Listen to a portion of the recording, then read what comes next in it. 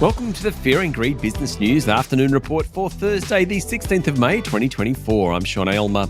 Every afternoon, we've got the 5 stories that happened today that you need to know about.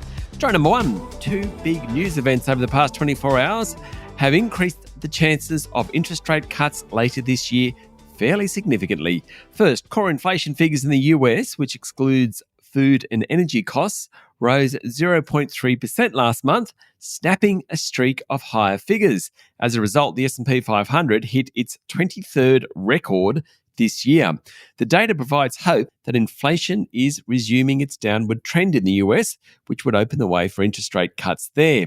Then, locally, the April unemployment data came out. It showed a jump from 3.9% in March to a rate of 4.1% last month. There was a surge in job numbers, but there are even more people looking for work. Combined, the US inflation and local unemployment figure convinced bond investors to price out any chance of a rate hike in Australia and price in a 50% chance of a rate cut later this year.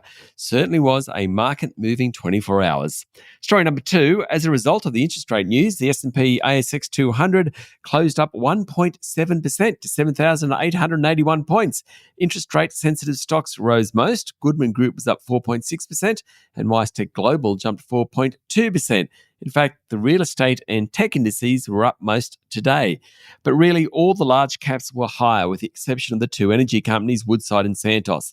National Australia Bank and ANZ led the banks higher, both up more than 2%. Macquarie was up nearly 3%. The big miners were higher, so to the retailers, Transurban, Telstra, the list goes on.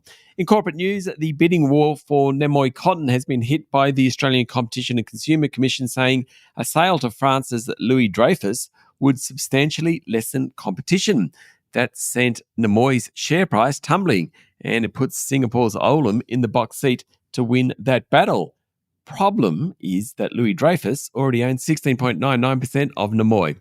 Story number 3, Air Vanuatu's administrators say the airline was clearly not in a position to meet its financial commitments well before it collapsed a week ago, owing more than $99 million to customers, staff and lenders.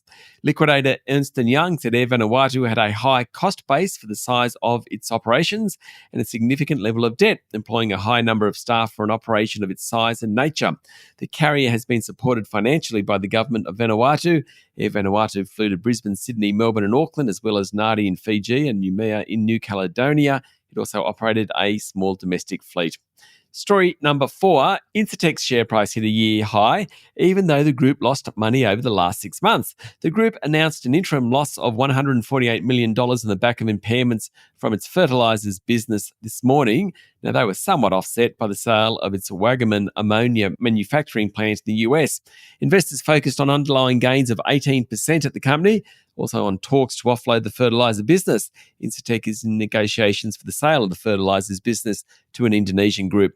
And story number 5, France has declared a state of emergency in its Pacific territory of New Caledonia as it seeks to quell deadly riots sparked by a controversial electoral reform.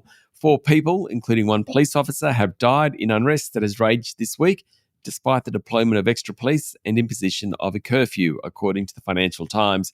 President Emmanuel Macron condemned the unacceptable violence and called for the resumption of talks to negotiate a political solution to the crisis.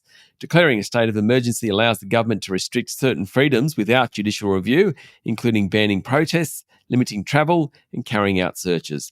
That's it for the afternoon report for Thursday, the 16th of May, 2024. Michael Thompson and I will be back tomorrow morning with the Friday edition of Fear and Greed Business News. I'm Sean Aylmer. Enjoy your evening.